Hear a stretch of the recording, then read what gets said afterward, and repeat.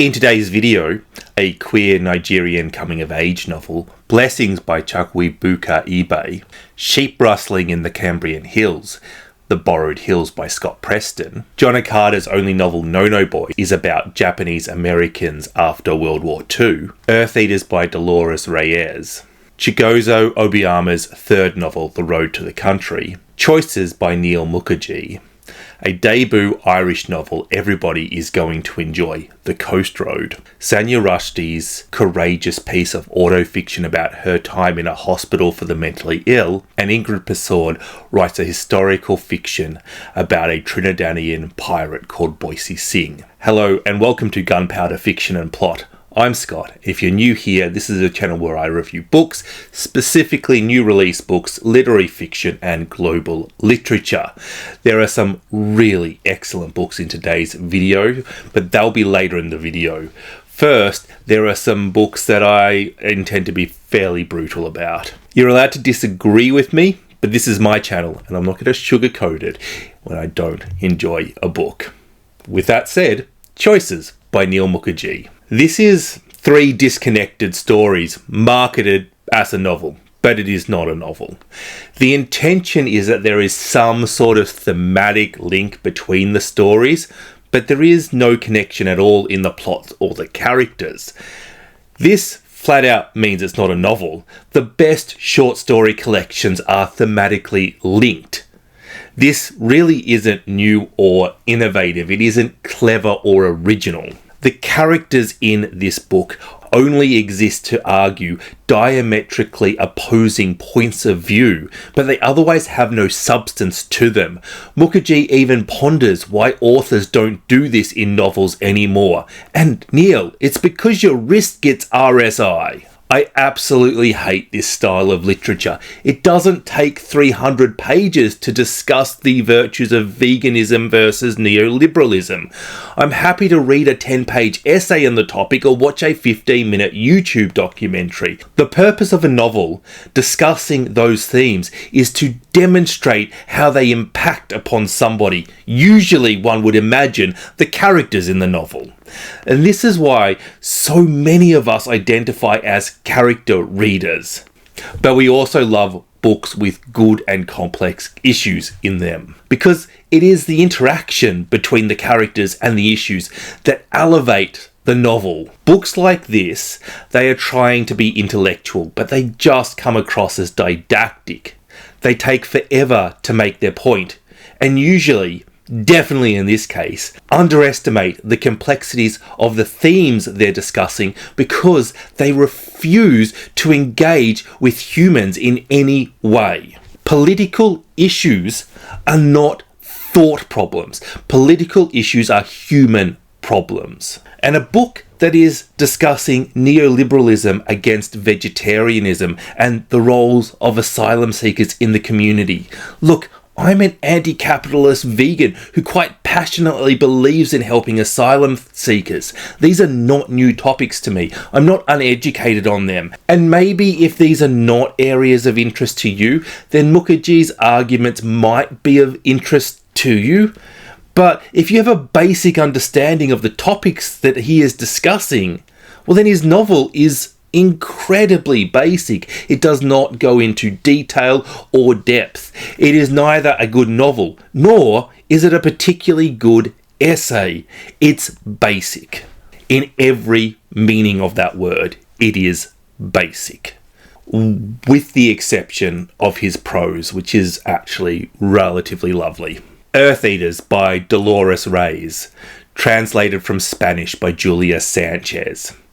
This is an Argentinian feminist horror novel about a woman who can eat dirt and get visions from that dirt and use it to help try and track down a kidnapped woman. Unfortunately, this is just a really poor piece of literature. It jumps around in time between when our protagonist is a child and when our protagonist is a grown woman. And there is a sexual relationship in there. And I'm still a little confused over how old she is when this sexual relationship is happening. But it definitely took me by surprise when it first happened. The characters in this book were quite distant and the setting is the slums of Buenos Aires, but it could have been any city or town in a number of countries. And there is a major plot point in this book that is just an incredibly unlikely coincidence when you realise that this is based in Buenos Aires and not a small town. Buenos Aires, a city of over 3 million people. This was my Patreon's translated book club pick for June, and while it wasn't a particularly good book, it did create an interesting discussion about translated literature and when a bad book is the fault of the author and when the translator is at fault and how we could possibly tell. And I'd like to use this as a way to segue into thanking my wonderful Patreons and offer a big shout out to my two newest Patreons, Ali J and Kirsten. If you would like to support this channel and have the added perk of reading terrible books that spark wonderful conversation, consider signing up. I promise we don't always read terrible books. The No-No Boys by John Okada. This is a book about Japanese Americans set in 1946. The term no-no boys come from the answer to a question on a form Japanese Americans were asked to fill out during the war. Will you be willing to serve as a combat soldier, nurse, or in the Women's Army Artillery Corps?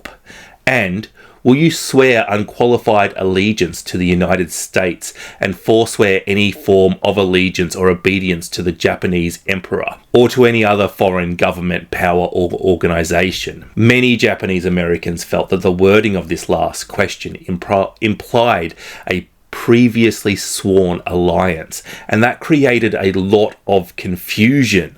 But also, some of them understood what it was intended to say, and they still answered no. A lot of people had families in Japan and they didn't want to sign up because there was a very real risk that they may be fighting members of their family. All citizens with Japanese ancestry were categorized as enemy allies and were treated pretty badly. They were taken to camps where they struggled to survive. And while some people saw fighting in the war as a way of gaining acceptance, others didn't want to die for a country that refused to treat them like people.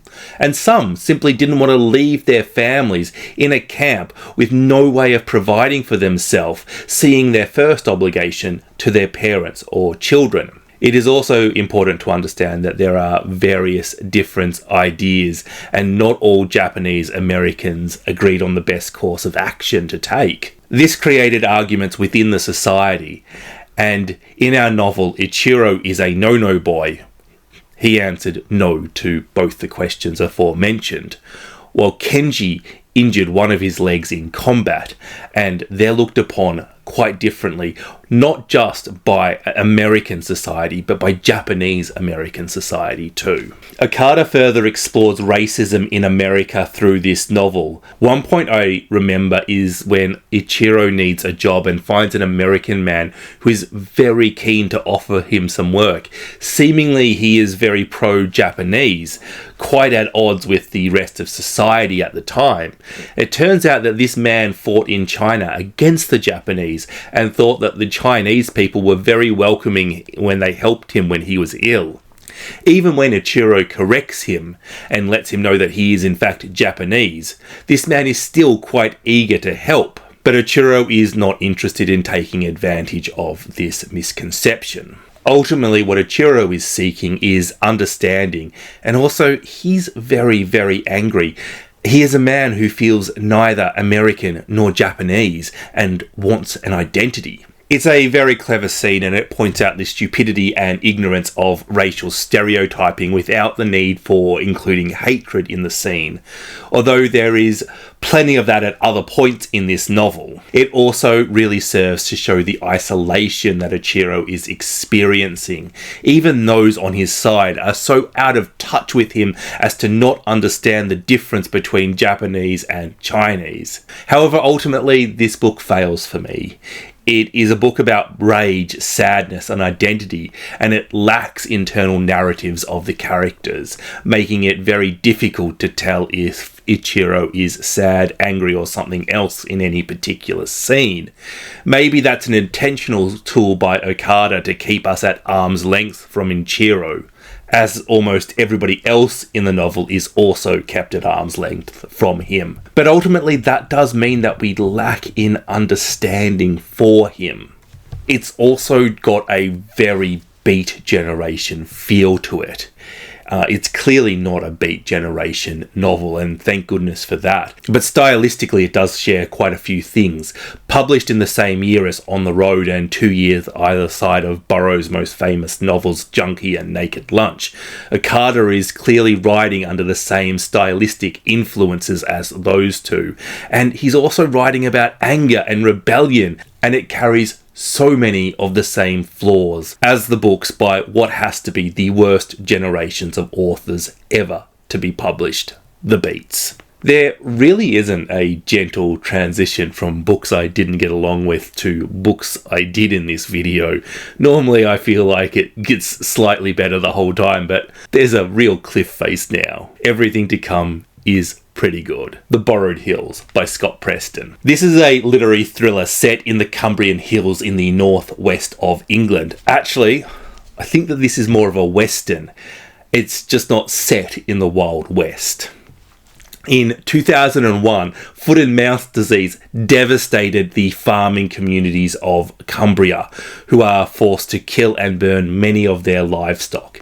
This sets up a couple of showdowns between certain families of farmers and the authorities, which could have been the beginning of the thriller aspect of this novel, but really wasn't. Rather, it serves as an effective way of building characters. These are proud people who, even when they are forced to follow government regulations they don't agree with, do it in their own ways and on their own terms. William has managed to separate his healthy flock from his unhealthy flock, and has managed to hide them away to ensure that he has something to restart the farm with. Our narrator Steve ends up working with William and his wife Helen, who seem to have fallen in with a lowlife named Colin. The four of them form a bit of a sheep rustling ring. Now this is a pretty plotty book, and I'm not going to go further into the plot. I'd like to leave quite a bit undescribed to you so that you can discover all the twists and turns while reading this really dark and gritty novel. But I will discuss the themes because I thought there were some really interesting themes in this. The way of life in Cumbria is very different to our modern ways, which Preston is calling out as very individualistic. But also, these sheep herders live these very solitary lives, which really in turn questions what is community. How do these men that live solitary lives have more of a community than us who are living literally cheek to cheek with thousands of other people in a city? How do people who can go an entire day without seeing people have more of a sense of community than the rest of modern society? These people are connected to the land that they live on. There is very much I was born a farmer on this land and I don't have much of a choice. Preston is really building this obligation circle. Everything relies on something else, and it all links back to the beginning of this circle, which means that ultimately these farmers can't leave without upsetting the entire ecosystem. While the reading experience is completely different, thematically there is a lot of crossover in this book with other books such as Whalefall, The Colony, or Clear. And I must say, I really enjoyed the writing.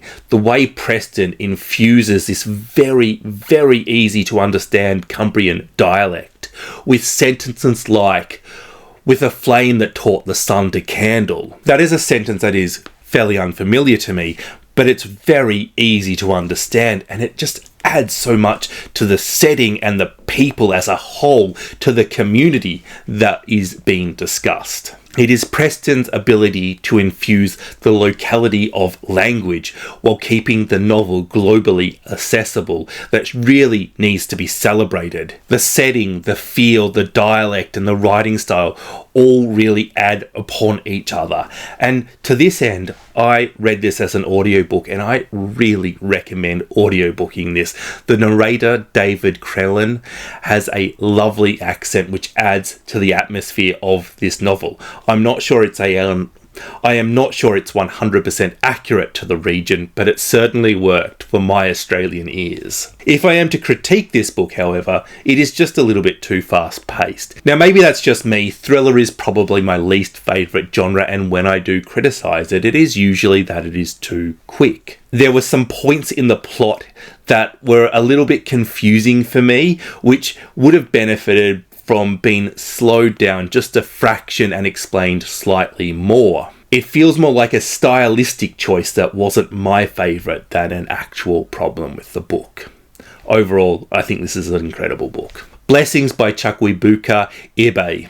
This is a queer Nigerian coming-of-age novel about Obifana, who one day is discovered by his father in an intimate act with a boy from a neighbouring village and is immediately sent off to an all-boys boarding school to straighten him up a little bit. And I love the logic of this. Hypothetically, let's just flip things around here. Can you imagine a straight boy being raised by oppressive gay parents who upon discovering him with a girl, send him out of the house unsupervised to a school full of women his age, sleeping in a dorm room just a few meters away from them and expecting him to come back gay? Obifana is sent away when he is still figuring out exactly who he is, both in the sexual sense of that word and just generally broadly. He's a teenager. He's at an age where an identity is really developing, and both these things develop while Obifana is away at school. Nigeria is also in the process of criminalising same-sex relationships. And this leads to a lot of homophobic comments isolating and scaring Obifana. People openly talking about killing gay men in front of him. Imagine if people discussed killing book lovers in front of you whilst being ignorant that you loved books. It's just terrifying, isn't it? It really creates this scary atmosphere very well. I was in fear for Obifana for a considerable amount of this novel. And he's just trying to live a relatively normal life for a teenage boy.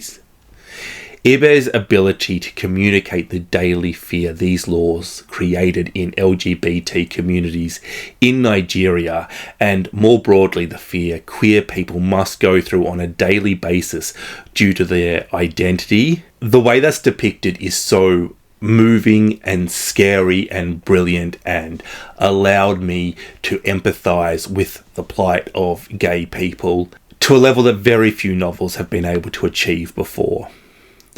Obifana finds himself in some situations with women that really do have the potential to be hilarious if they were different, if this were a different book. But in this novel, they somehow add to the overall sadness and isolation that Obifana is experiencing. Being set up for a woman, for example. As a reader, I knew Obifana was attracted to men, but I didn't know if he also liked women. And at points, I don't think Obifana does either.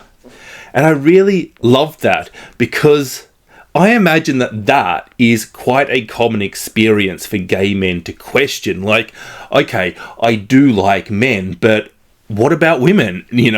Do I like women as well? And then to do this in a scenario where gay men can be stoned to death, well, it's a little bit pressuring, isn't it? I mean, if you were a bisexual living in Nigeria, not being stoned to death is one hell of a motivation to go for a heterosexual relationship rather than a homosexual one. Ultimately, I just think that this is a really smart novel, a really clever way to explore the criminalisation of gay relationships in Nigeria through the eyes of a boy questioning and discovering his sexuality. It just opens up so much ability to empathise with Obifana, and everything he does takes on such loaded consequences. This, of course, is another good book. Hospital by Sanya Rushdi, translated from Bengali by Arunava Sinha. So if it weren't for Alexis Wright, this would have to be the hottest novel in Australia right now. Nominated and shortlisted for both the Miles Franklin and the Stella Prize. It is a really vulnerable piece of author fiction about a woman who was sent to hospital for the mentally ill, told from her point of view. You have this very weird, unreliable narrator in that it's unreliable because you don't know if it's unreliable. But Rushdi doesn't make Sanya a typical unreliable narrator. Rather, the difficulty that she has in understanding what is wrong with her, how to get better, the frustration she feels being stuck in a hospital, unable to leave, unable to convince the doctors that she's all right, that all comes through. It really feels like one of those novels where the woman is being locked up against her will, unable to prove that she is well. And what that does is it forces you to search for context clues. And some of the things you find are just nothing. They're dead ends. They're red herrings. Food is a really interesting topic. Why does Rushdi include it? There is an anorexic patient in the ward. And then as we see Sanya skipping meals and only eating salad, we wonder, does she have an eating disorder too? But also, being Muslim, she is served the Australian staple chicken parma, something she clearly doesn't eat much of at home, and being completely unfamiliar with it, nobody tells her that there is a hidden layer of ham between the schnitzel and the cheese. Upon discovering this ham, Sanya puts it down and only eats the side salad, because she is a Muslim. And what we really don't understand as the reader is how much of this is an institution that is struggling with minorities, how much of it is Sanya needing help, how much of it is not fitting in, how much of it is being a minority in a minority. For a lot of this book, Sanya does seem quite mentally healthy, but there are some clear points of disordered thinking. She meets another patient and is convinced that he loves her because his genes are made in Bangladesh, Sanya's home country. Because this is written in such a matter-of-fact tone, you question everything. You see links that just aren't there. And it is such intelligent writing, because this creates exactly this disordered thinking that Sanya has, and we're really put into our head reading this, and it's done with such simple and understated prose. This is an author who is really trusting her readers a lot more than I have ever seen any author do, and what's more, she's trusting her translator at the same time, who I think has done a wonderful job of understanding the text and capturing the tone and uncertainty Rushdi wanted to induce in this novel. The Road to the Country by Chigozie Obioma. I'm going to keep this review short as I have a standalone review of this novel on this channel already. I think Obioma is an excellent and a rare talent. I think this book is excellent. I preferred his second novel to this one. I still think that gives him a lot of scope to take your breath away. And I think that probably 50% of readers will disagree that An Orchestra of Minority is better. But 50% will also agree. So it's one of them. This is a Nigerian novel set in the 1960s during the Biafran War. The Biafran War that was such a massive part of Nigerian history. We follow Kunle, who sets out to find his brother. Kunle blames himself for his brother's disappearance and is seeking redemption by finding him and bringing him back home.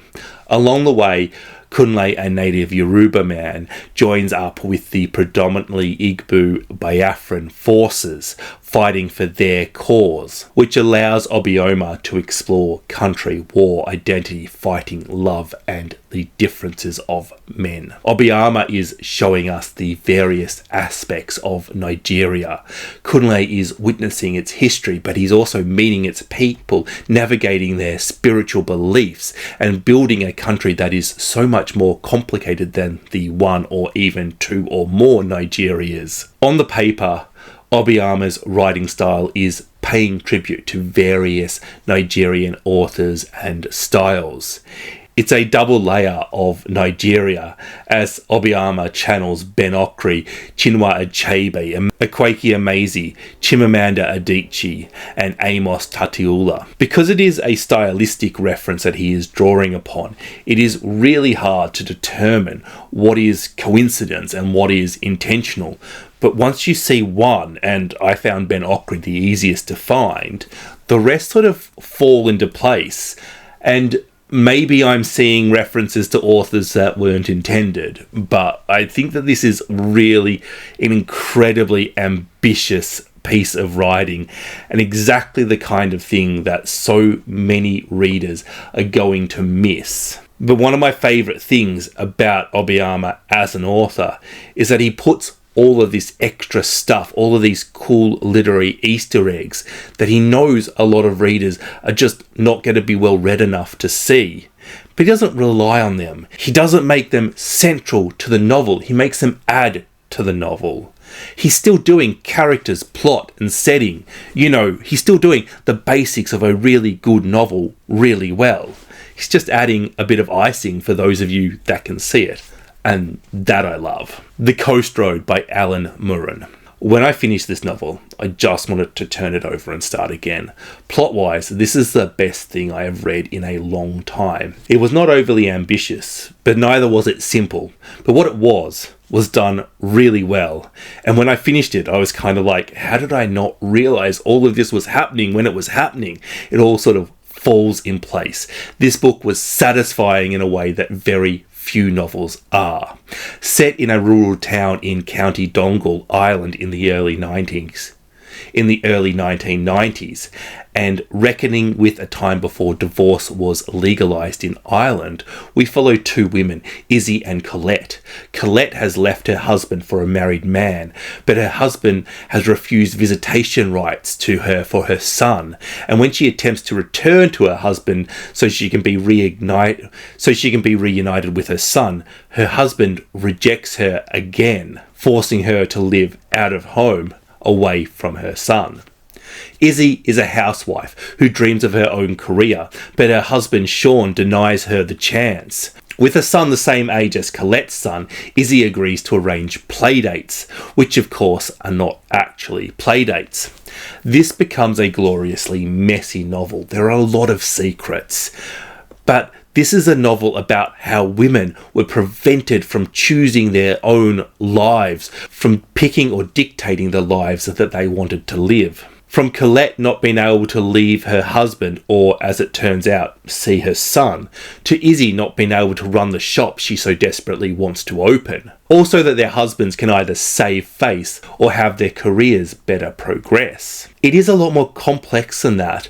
Murrin has drawn two very different women who react very differently to the domineering nature of their husbands. And into that, you could say that in these scenarios, women lose no matter what happens. Or you could look at Colette, the more strong-willed of the women, and what she is turned into by the situation she's placed into. Or to Izzy, who becomes really angry with her dissatisfaction for her life.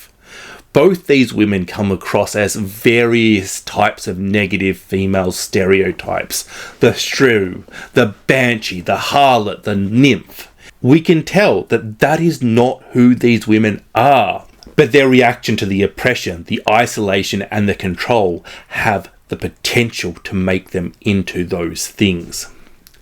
What is glorious about this book is that I don't know how much of that feminist discussion Murrin intends to put into this book, but by writing a fantastic plot, by really understanding his characters and creating them and drawing them to the readers, all of the themes and discussions just effortlessly fall out of this novel. It's like Murrin has created a feedback loop where good writing begets better writing. This book is one of my absolute favourite things to read.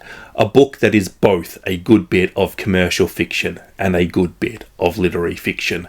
A book that improves the further into it you read. And these are compliments that I will also give to the next book I am going to discuss. The Lost Love Songs of Boysie Singh by Ingrid Persaud. If you are sleeping on Ingrid Persaud, you need to stop wasting time and get to her books now. An undervalued but very, very talented author who did a wonderful interview with Sean Breed's books when her last book, Love After Love, was released, which is the reason I picked her up in the first place. Boysie Singh is a Trinidadian pirate, gangster and murderer. It is estimated that he killed over 400 people in the 40s and 50s. Persaud is telling us the story of his life, but narrated through 4 women. We never get Boysie's voice in the entire story, just these women. Boysie is a relatively simple, although evolving, character. So it is these 4 women who become the stars of the novel. Why would a woman stay with a man like Boysie Singh? And what we see from these 4 women is that there is not just one reason to stay with Boysie, but each woman has a different reason for engaging with him, a different reason for pursuing romance with him. And by centering women, this novel moves a gangster novel into a feminist novel that is critical of society, that is empathizing with the traps and the pitfalls that sometimes lead women and other times force women into the company of undesirable men. But that doesn't mean that this novel isn't as exciting as a gangster novel. There is still loads of action and a lot of plot to keep you reading. You never know what Boysie is going to be doing with these women. You never feel safe for them. In some ways, this is a novel quite similar to How the One-Armed Sister Sweeps Her House or The Bread the Devil Need, but it is more complex than either of those 2 novels. It is much more ambitious than them and with a much bigger scope. And due to the fact that there are 4 women and Boysie isn't a regular man beating them up, but rather he is the Raja, he is king of the island, and he doesn't need to beat them up to have them obey him. This is a work of historical fiction where our author has done her research, and either because the lives of this man and these 4 women were so incredible and interesting, or because Persaud is such a good author, or maybe both. It never slips, it never feels info-dumpy. It is a long book, but it is all wonderful. 4 women, a social climber, a shop owner, a prostitute, and a mother. Who will survive, who will prosper, who will escape, and who will be his downfall? It's an excellent, excellent book. Thank you for watching. Don't forget to like and subscribe. Bye-bye. Hello and welcome to Gunpowder Fiction and Scott. Hello and welcome to Gunpowder... blah, blah, blah.